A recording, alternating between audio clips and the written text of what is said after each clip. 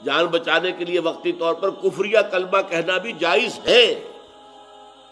حضرت سمیہ اور حضرت یاسر انہوں نے کوئی کلمہ کفر کہنے سے انکار کر دیا اور ابو جہل نے انہیں شہید کر دیا۔ حضرت سمیہ کو برہنہ کیا ہے بیٹے کے سامنے، بیٹا عمار اسے ایک ستون کے ساتھ باندھا ہوا ہے، اس کے سامنے ماں کو برہنہ کیا، اس نے آنکھوں پہ ہاتھ رکھے، کہا اس نے ابو جہل نے تنگ آ گیا جب کوئی کیا کیسے ستاؤں، جسم کو داغ رہا ہے، دو تکلیف ہو سکتی دے رہا ہے، اچھا ایک دفعہ تم کلمہ کفر کہہ دو، تم کہہ دو یہ کہ ہاں تمہارے بتوں میں بھی کچھ حقیقت ہے۔ اور ایک چھوٹی سی کوئی مورتی تھی اس کے ہاتھ میں وہ سامنے رکھی، حضرت سمیہ نے اس پر تھوک دیا، جب تیش چڑھا ہے تو نیزہ لے کر ان کی شرمگاہ میں مارا، شہید کر دیا۔ حضرت یاسر ان سے بھی یہی کہا، ایک دفعہ بھی کہہ دو تو میں چھوڑ دوں گا تمہیں، چلو نہیں۔ پھر 4 سانڈ اونٹ مضبوط لائے گئے،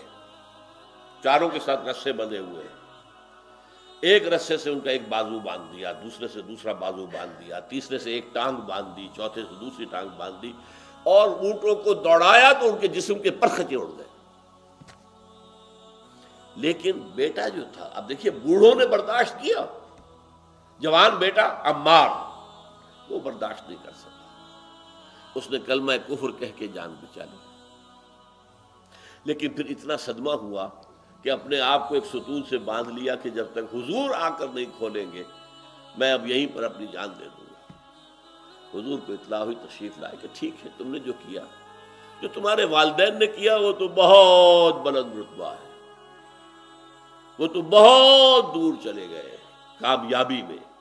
تم نے جو کچھ کیا اس کی بھی اجازت ہے شریعت میں، یہ رخصت ہے، جان بچانے کے لیے کلمہ کفر کہا جا سکتا ہے،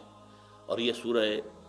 بقرہ کے اندر موجود ہے۔ دل ایمان پر جمع رہے لیکن صرف جان بچانے کے لیے کلمہ کفر کہہ دیا جائے تو اجازت ہے،